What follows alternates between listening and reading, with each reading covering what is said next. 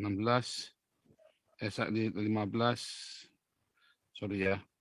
Matius 24 ayat ke-29 sampai ke-44.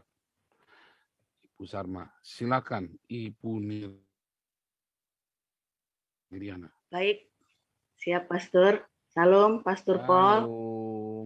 Nah, Bapak Ibu dan saudara sekalian.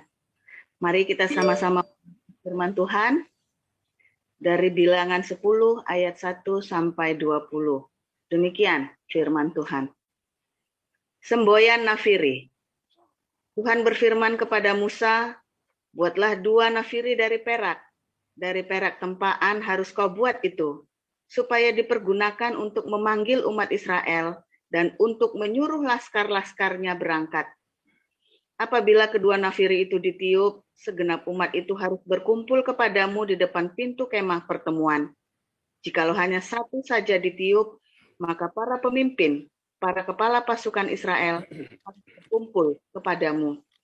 Apabila kamu meniup tanda semboyan, maka haruslah berangkat laskar-laskar yang berkemah di sebelah timur. Apabila kamu meniup tanda semboyan kedua kalinya, maka haruslah berangkat laskar-laskar yang berkemah. Jadi, tanda semboyan harus ditiup untuk menyuruh mereka berangkat. Tetapi untuk menyuruh jemaah itu berkumpul, kamu harus meniup saja tanpa memberi tanda semboyan. Nafiri-nafiri itu harus ditiup oleh anak-anak Imam Harun. Itulah yang harus selama-lamanya bagimu turun-temurun. Dan apabila kamu maju berperang di negerimu melawan musuh yang menyesakkan kamu, kamu harus memberi tanda semboyan dengan nafiri, supaya kamu diingat di hadapan Tuhan Allahmu dan diselamatkan daripada musuhmu. Juga pada hari-hari kamu bersukaria, pada perayaan-perayaanmu, dan pada bulan-bulan barumu, haruslah kamu meniup nafiri itu pada waktu mempersembahkan korban-korban bakaranmu dan korban-korban keselamatanmu. Maksudnya supaya kamu diingat di hadapan Allahmu. Akulah Tuhan Allahmu. Berangkat dari Gunung Sinai. Pada tahun yang kedua, pada bulan yang kedua, pada tanggal 20 bulan itu, naiklah awan itu dari atas kemah suci, tempat hukum Allah. Lalu berangkatlah orang Israel dari padang gurun Sinai menurut aturan keberangkatan mereka.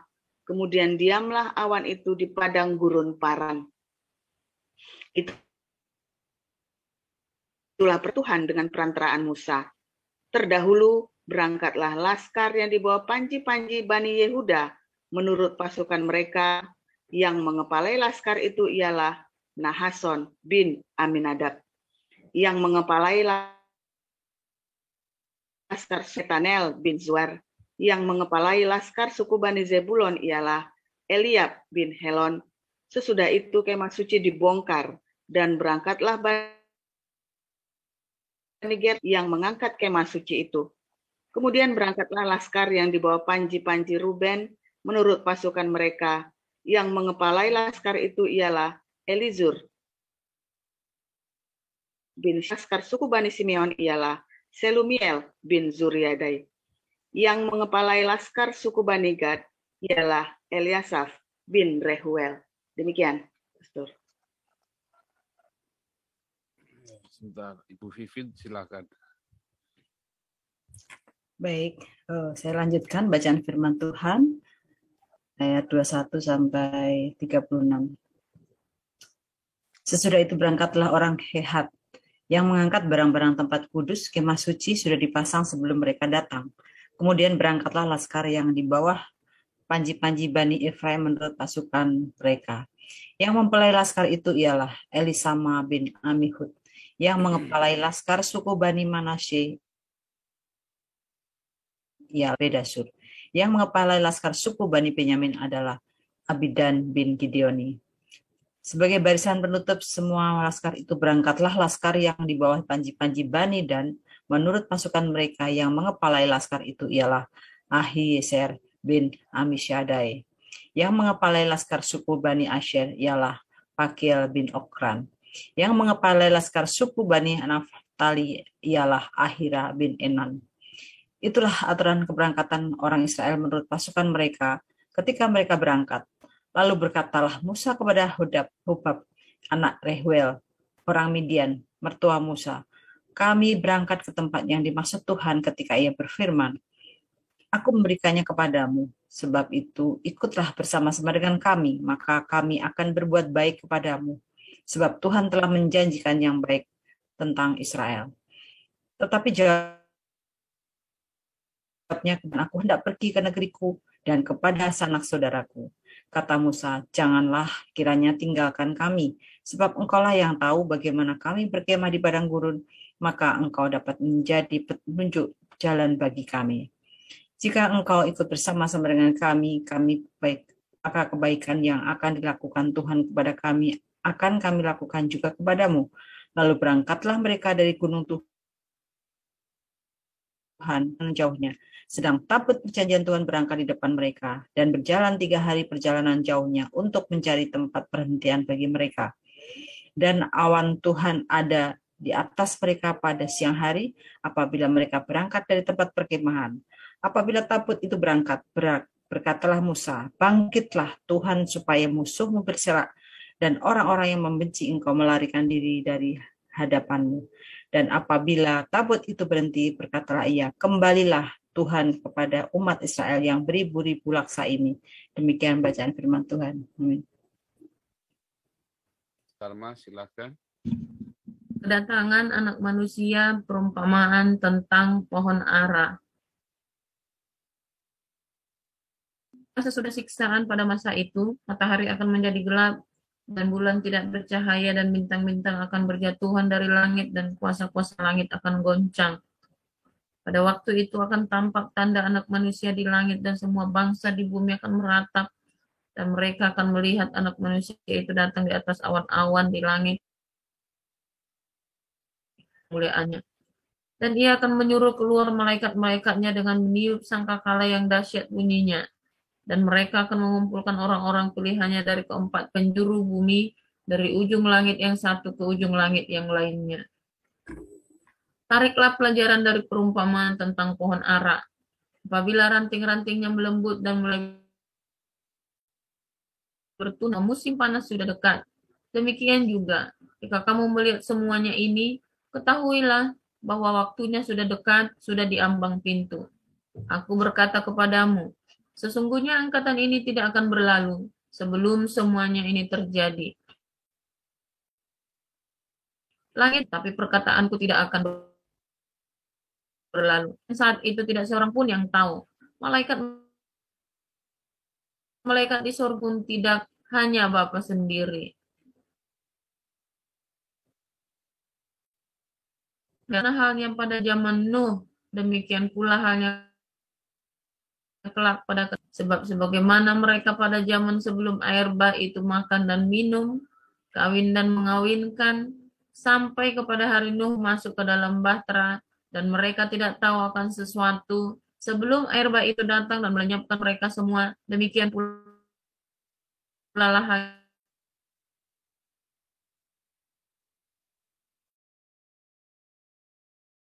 dan yang lain. Kalau ada 2 orang perempuan sedang memutar batu kilangan, yang seorang akan dibawa dan yang karena itu berjaga-jagalah dari mana Tuhanmu datang. Tetapi ketahuilah ini, jika tuan rumah tahu pada waktu mana pada malam petang, sudahlah pasti ia tidak akan. Sebab itu, karena anak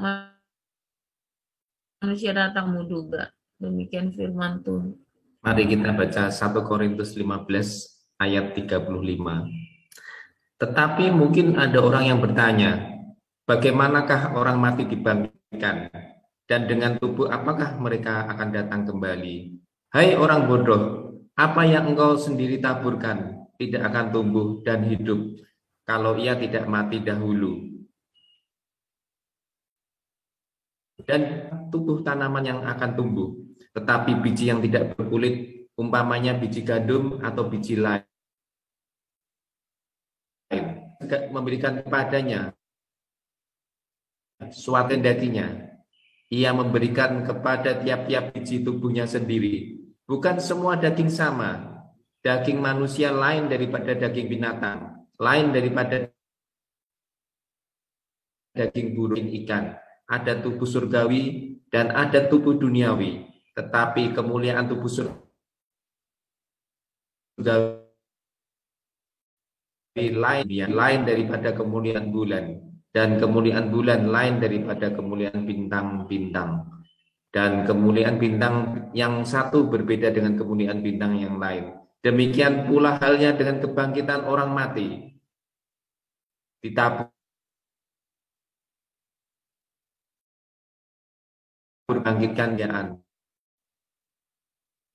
Dibangkitkan dalam kekuatan. Yang ditaburkan adalah tubuh alamiah, yang dibangkitkan adalah tubuh rohaniah.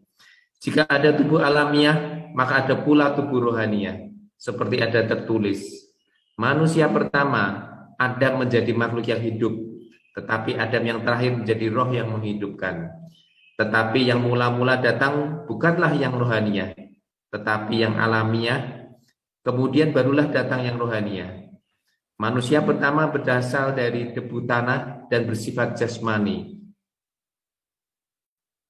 Manusianya sama dengan dia yang berasal dari debu tanah. Makhluk seperti kita telah memakai rupa dari yang alamiah, demikian pula kita akan memakai rupa dari yang surgawi. Saudara-saudara, inilah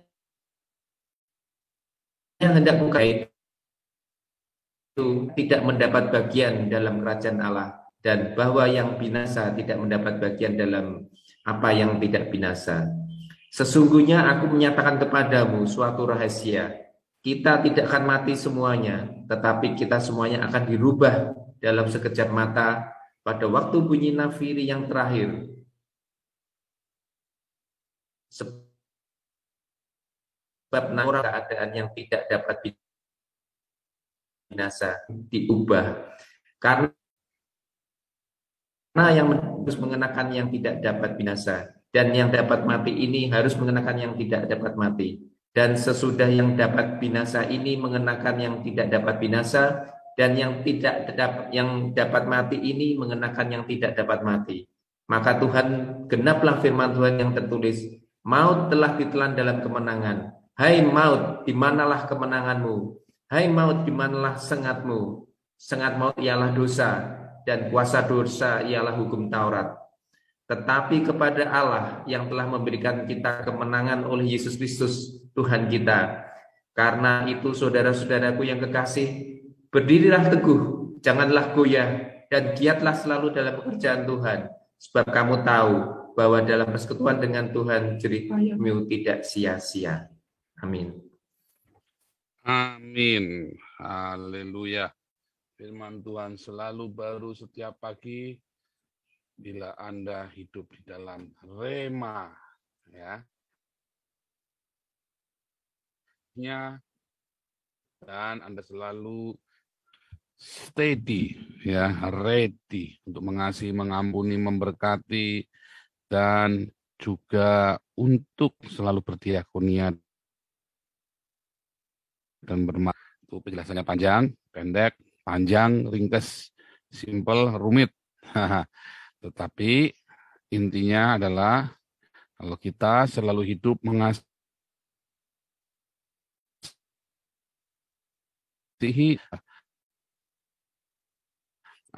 maka firman itu akan menjadi rema, dan selalu utamakan juga hidup dalam kekudusan. Jadi tidak lupa ya, supaya Roh Kudus selalu berkenan dalam hidup kita. Haleluya. Nah, hari ini kita judulnya sangkakala. Ya, sangkakala. Sangkakala ini satu yang dari tanduk. Nah, yang dari tanduk ini yang biasa dipakai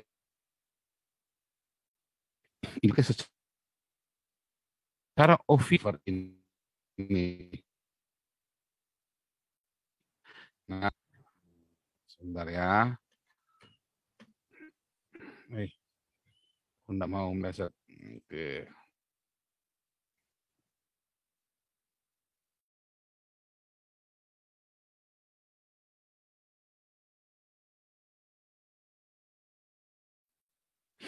Ya, udah lancar ya. Jadi, saudara, eh, sangkakala ini dibunyikan bisa cuma ditiup saja begitu, tetapi juga sebuah pertanda dengan sebuah signal ya, seperti sebuah dengan nada atau dengan semboyan. Mungkin kata semboyan itu bukan semboyan slogan Bhinneka Tunggal Ika, bukan begitu ya. Tapi maksudnya dengan itu katanya salah semboyan. Tapi seperti signal ya dengan sebuah nada tertentu sehingga orang memahami bahwa itu adalah tanda untuk berangkat, tanda untuk diam, tanda untuk kumpul, tanda untuk macam-macam ya. Nah, itulah gunanya sangkakala yang dibuat itu yang secara ofisial sehingga bunyinya khas. Bunyinya itu khas. Jadi bukan cuma sekedar shofar ya, shofar yang dipakai setiap orang Israel itu selalu punya shofar ya di rumahnya ya. Mengapa? Mereka gunakan saat perang. Mereka gunakan itu untuk apa? Untuk perang. Jadi mereka suka bunyi-bunyian begitu kan.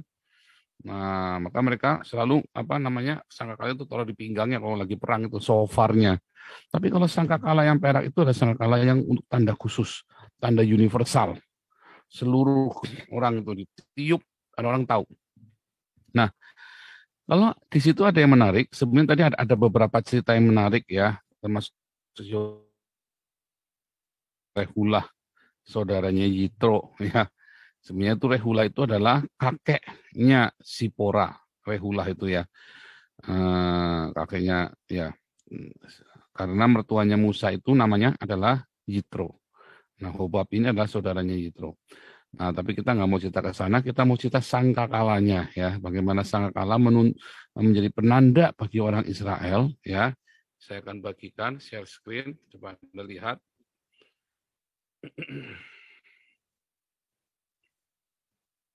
Coba Anda lihat di layar ya, bagaimana kita kembali ke perkemahannya orang Israel itu ya, seperti itu ya.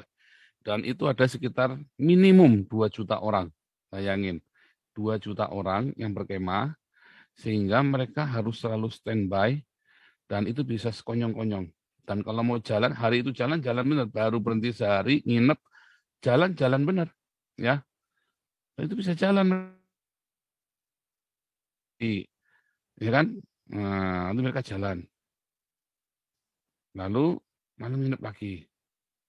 Bongkar lagi paginya jalan. Nginep lagi. Nanti kadang-kadang bisa 1 bulan. Tapi kadang-kadang tiap malam dibongkar. Tiap pagi dibongkar suruh jalan. Bayangin 2 juta. Setiap hari mobilisasi 2 juta.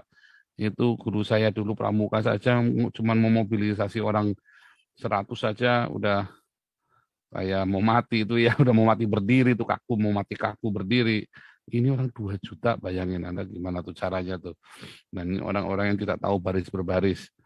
Ya, dia nggak tahu cara berbaris, nggak tahu cara segala macam, tapi diajari. Dan itu standby, diajari selama 40 tahun kedisiplinan itu, bayangin. Jadi selama 40 tahun dari bangsa budak yang hidupnya cuma tunggu perintah, dan ya cuma kerja, ditempa menjadi sebuah bala tentara yang mereka selalu sigap dengan tanda, mereka selalu sigap, siap, steady, ready dengan semua instruksi, dan instruksinya itu bukan dengan kata-kata lagi, cuman pakai bunyi trompet. Bayangin Anda, bunyi trompet ini artinya ini, bunyi trompet ini artinya ini. Gimana mau ngomong sama 2.400.000? Pesan berantai. Belum ada toa zaman itu. Pesan berantai di padang gurun, bukan di lembah loh. Yang kalau sekali ngomong orang 5.000 bisa dengar. Apalagi ini 2 juta, bagaimana mau dengar? Ya, 2 juta orang. Mereka harus dengar. Terus ngomongnya gimana coba? Pesan berantai. Wah, bisa mati berdiri itu Musa, pesan berantai. Ya kan? Di sini bilangnya sakale sikile sekelen saka sholat subuh sandale selen siji, sampai di sana bisa nanti jadi es tungtung, es woles, es macam-macam nanti, ya kan? Ya nanti bisa ngomongnya ya, kebayang sendiri deh gimana Sekarang aja Anda suruh nirukan saya ngomong aja belum tentu biasa kali sikile sekalian sekali sholat subuh saja selesai. Nanti ceritanya kemana-mana, ceritanya beda-beda lagi. Nanti putar ulang aja kalau pengen tahu. Nah, itu bayangin itu mau ngomong setiap hari ngomong bagaimana kalau nggak pakai trompet coba. Besok berangkat ya. Apa? Berangkat? Oh iya berangkat. Oh iya kapan? Besok. Iya. Nanti sampai ujung nanti bilangnya apa? Besok Musa mati. Aduh, repot ya. Ya kan? Di sini ngomong besok mau berangkat sampai sana bisa ujungnya sampai Musa mati. 2 juta orang. Ya, itu ada 12 suku dibagi 12 dah. Satu orang 200.000. Ya kan? Ngomongnya besok mau berangkat, nanti bisa ngomong ujungnya sampai bilang Musa menghamili anak gadis orang nanti ujungnya. Ribet pokoknya. Ribet banget. Nah, makanya harus dengan mereka lihat tanda. Dengar tanda. Sudah tahu artinya apa mereka. Nah, menarik ya. Menarik caranya. Nah, suaranya putus-putus. Teman-teman yang di Zoom, suaranya putus-putus nggak? Kami enggak di saya Pak Paul. Kalau Ya. di YouTube, ada yang bisa cek di YouTube nggak suaranya putus-putus atau ada putus-putus nggak yang di YouTube? Tes ya, oke lah. Mudah-mudahan bagus ya. Mudah-mudahan sekarang sudah bagus.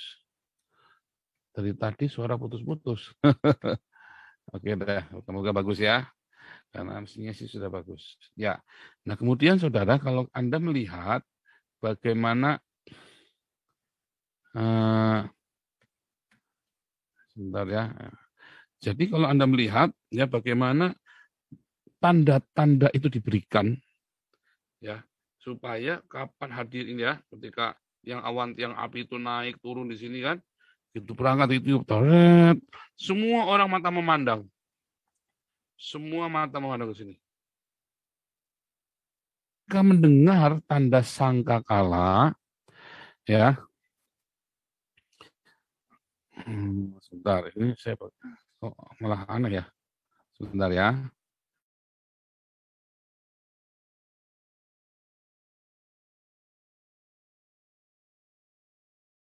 Oke, sebentar ya. Ini sekarang malah bagus ini. Aneh ini. Oke dah, nggak apa-apa. Ya, jadi selain mereka melihat tanda ini, mereka juga mendengarkan sangkakala. Selain mereka terus mata mereka memandang kepada kemah suci ini, ya di mana hadirat Allah itu berada. Zaman itu hadirat Allah itu nggak hadir di dalam tubuh manusia ya. Karena ingat kejadian 6, sejak kejadian 6 Roh Kudus itu nggak ada dalam manusia kecuali pada orang-orang tertentu. Nah, jadi hadirat Allah itu ada di sini, di kemah suci ini, di atas kemah suci ini berupa tiang awan tiang api. Ya, kemarin kita lihat inilah the memra, tiang awan tiang api inilah the memra of the Lord, ya, the memra atau yang disebut dengan the word of God. Ya, firman Allah. Itulah firman Allah yang bisa dilihat. Itulah firman Allah yang bisa dilihat oleh mata, wujud dari firman Allah. Bukan tulisan, tapi kehadiran.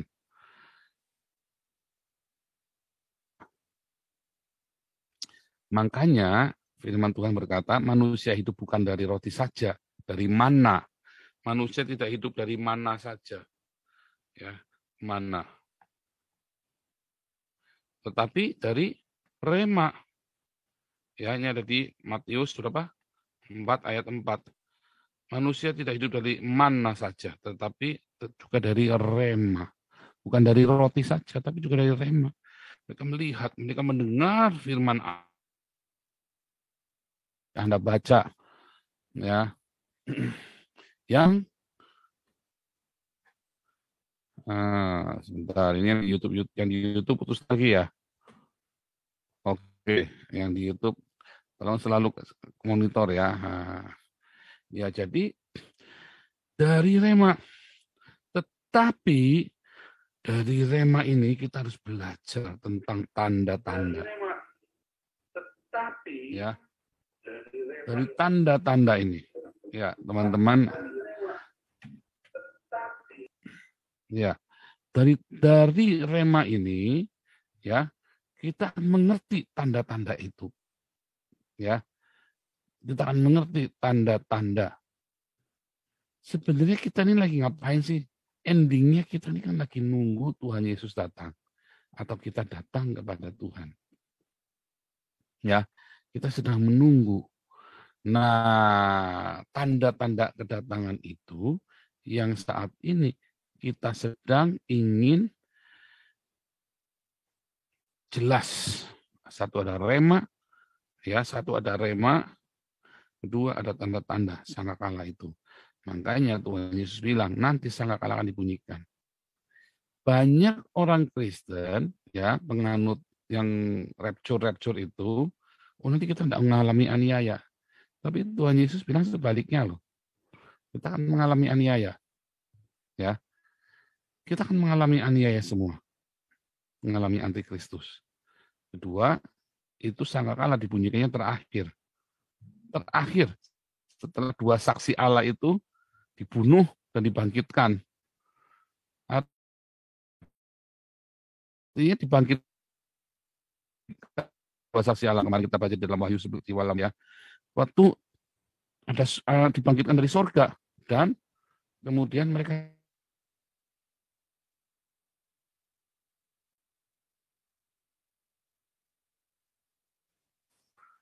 hilang Pak Paul. Saya bingung. Iya, saya bingung yang benar yang mana nih.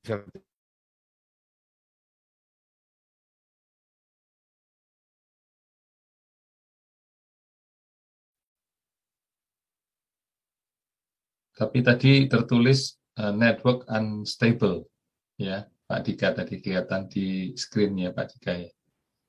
Di punya Pak Paul network unstable. Oke, atau apa deh. Ya. Ya, Networknya Pak Paul. terusin ya. Oke, kita terusin ya. Kita teruskan sekarang. Ya.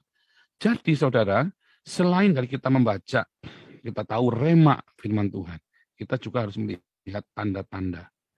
Dan Yesus kasih tahu, ya, ketika sangkakala terakhir dibunyikan. Ketika sangkakala dibunyikan, Yesus nggak bilang terakhir ya, tapi Paulus kemudian bilang itu sangkakala terakhir. Itu juga sangkakala terakhir. Paulus dengan Yohanes itu sepakat. Artinya yang Yesus maksud adalah sangkakala yang terakhir, ya. Dan Yesus memberikan satu lihat, ada tanda-tanda zaman. Ada tanda zaman. Nah, makanya kita harus selalu membaca, melihat. Ya, kita harus cek. Ngecek itu bukan supaya takut, tetapi kita supaya mengerti kapan tanda-tanda itu terjadi. Ya. Kapan hal-hal tersebut akan terjadi. Nah, tapi kita balik lagi, kita nggak lagi bilang antikristus juga, kita lagi bilang sangkakala dan tanda-tanda. Di dalam hidup kita juga begitu, ya. Dalam hidup manusia, Anda juga ada selalu tanda-tanda. Selalu ada pola, selalu ada signal. Tuhan dengan ajaibnya, dengan kuasanya, dia taruh semua insting, semua tanda itu di dalam hidup manusia. Dalam hidup semua makhluk hidup. Misalnya kalau gunung mau meletus, ya maka semua, ya kita nggak ngerasain tuh, tapi tiba-tiba binatang-binatang keluar semua, ya ke dataran rendah, cari menjauhi gunung. Kalau ada mau banjir, ya tiba-tiba semut-semut itu bisa pada pindah tuh, ya kita nggak ngerti pokoknya bisa ada semut pindah aja, pindah kemana? Itu mau banjir tuh, hati-hati tuh kalau udah semut pindah, masuk rumah apa sekali, biasa di halaman tiba-tiba baru pindah, itu berarti mau ada hujan besar atau mau banjir besar. Nah, tanda-tanda itu ada pada kita. Masalahnya manusia itu tidak lagi mengamati tanda-tanda itu lagi. Boro-boro Pak ngamati tanda-tanda Pak. Waduh, nonton drama Korea aja nggak kelar-kelar Pak. Nah itu. Makanya Daud berkata, ajar kami Tuhan menghitung hari-hari, ayatnya tadi. Ya, ajar kami Tuhan menghitung hari-hari. Ya, agar kami beroleh hati bijaksana. Setiap tanda-tanda dalam hidup kita, ya, dicari, ya. Cari. Anda amatin tanda-tanda yang menjadi tanda-tanda dalam hidup Anda. Jadi Tuhan tidak akan tidak akan masa bodoh, tidak akan membiarkan Anda tanpa tanda-tanda. Pak, itu kan hanya nabi saja, Pak. Oh, enggak, kita semua. Itu yang disebut dengan Tuhan bicara itu loh. Yang orang pada bilang Tuhan bicara, ayat berapa? Mazmur 90 ayat 12. Ya, tolong bacain. Mazmur 90 ayat 12 ya. Jadi saudara, ketika kita membaca, ya kita tahu ada rema, dan dari rema terus bersama dengan hati yang bijaksana. Rema itu bersatu dengan hati kita, diberi hati yang bijaksana. Ya, maka kita akan mengerti tanda-tanda dalam hidup kita.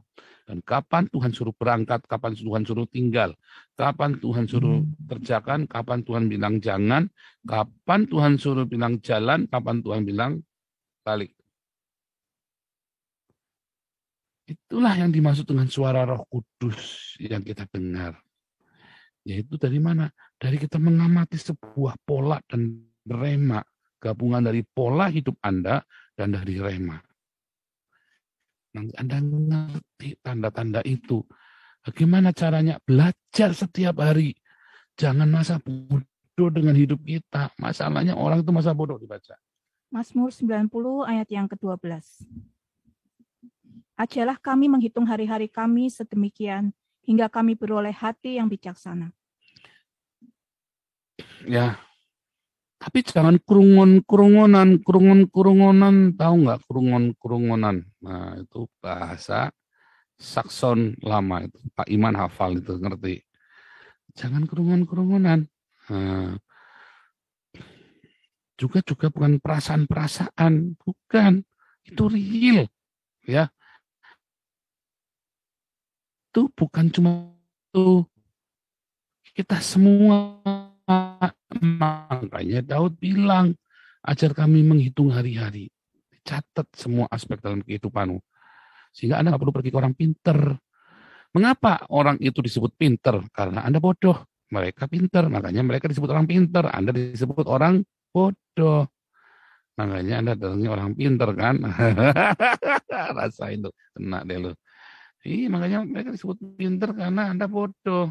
Bukan karena mereka beneran pinter, enggak, belum tentu juga.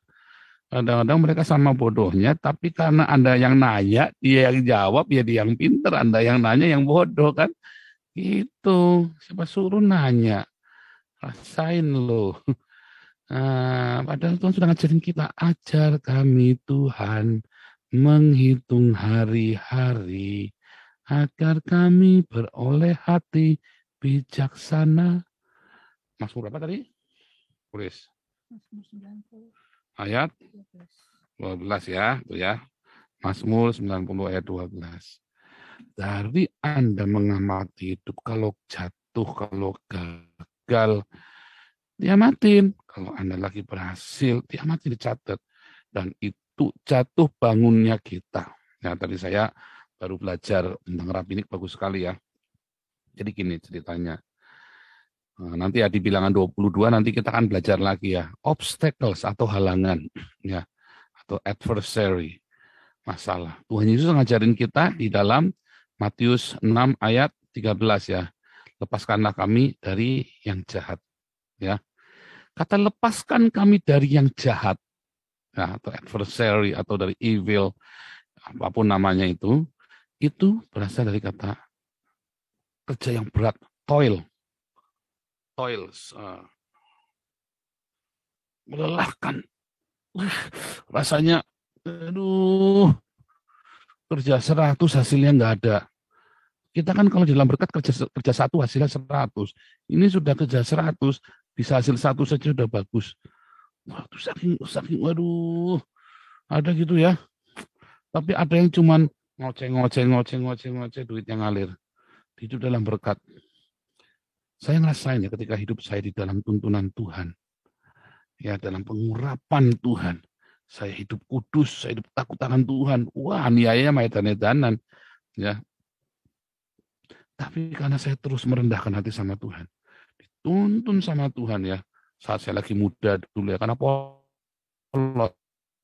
Ya. Saya ngerasain. Nah, itu karena ada berkat.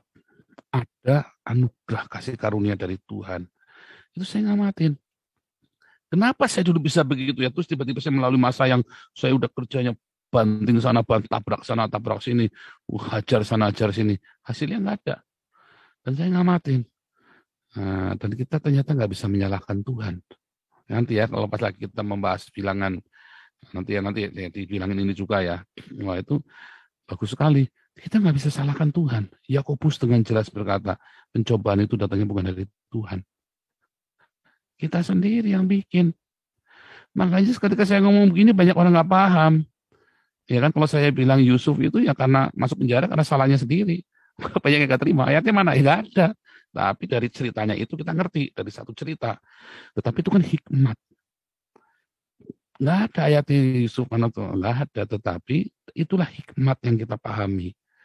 Termasuk dalam hidup ini. Benar salahnya gimana? Ya buktikan saja. Nah, makanya ada rema, ya, ngeh. Ternyata itulah ngeh. Tapi hati-hati dengan ngeh itu ya. Nah, dengan tanda-tanda dalam hidup kita selalu ada pola. Dan Anda harus amatin pola itu. Dan kita bisa berdoa sama Tuhan Yesus, lepaskan kami dari yang jahat. Makanya kan Anda capek kan hidupnya, jujur capek.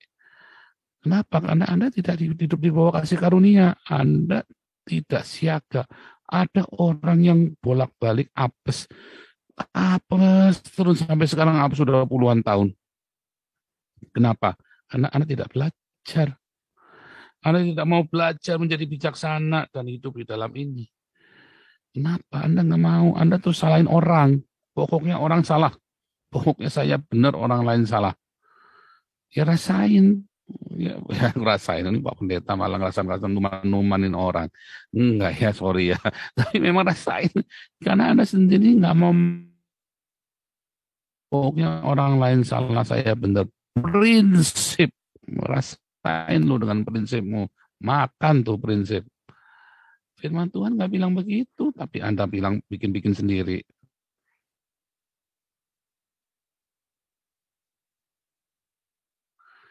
Ya, sekarang kita belajar, ya.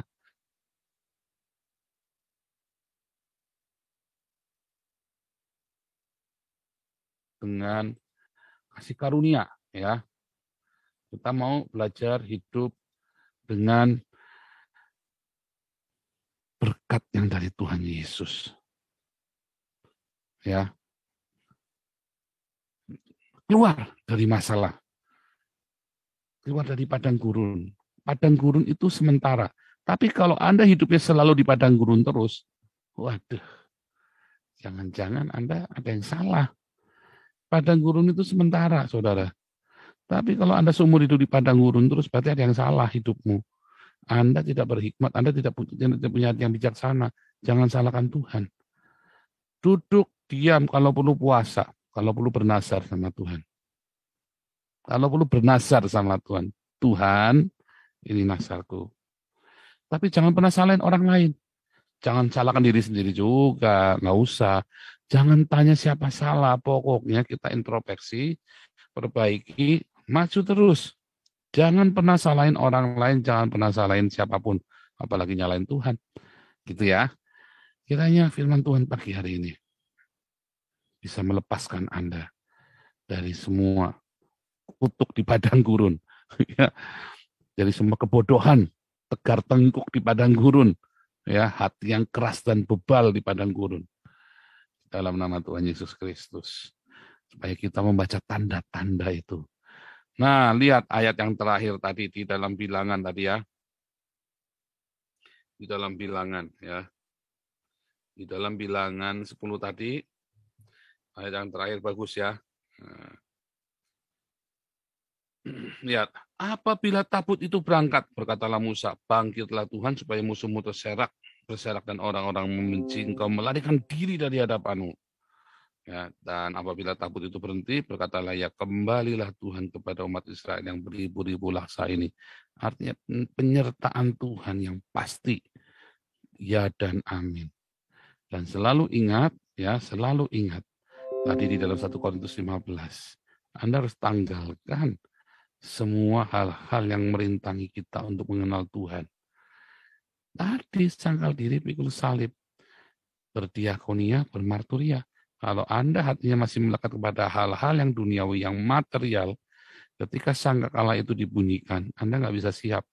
Cater, aduh aku mau nagih utang, aduh aku masih, bingung. Ya, aduh aku masih punya cicilan, waduh aku masih punya kredit panci, repot. Ya, repot. Ya, jangan hal-hal dunia itu, ya. Makanya belajar berdiakonia supaya hatimu itu ringan. Ya, supaya hatimu itu tidak melekat sama hartamu. Ya, hal-hal duniawi itu dimulai dengan apa? Dengan memberikan yang duniawi untuk Tuhan. Apakah maksudnya untuk Tuhan? Ya, kemarin Gus Yakut itu salah menafsirkan, itu penistaan agama tuh Gus Yakut. Mengasihi Tuhan itu apa? Bukannya tidak menista agama orang lain. Aduh, ini menteri ini harusnya saya jadi menteri agama ya. Aduh, sekarang saya ini menteri dulu saya tentang debat nggak berani. Sekarang nafsirin apa sih namanya mengasihi Tuhan? Kasihilah Tuhan, kagum-kagum Gus Yakut. Wah, aku kagum dengan orang Kristen disuruh mengasihi Tuhan dan mengasihi sesama.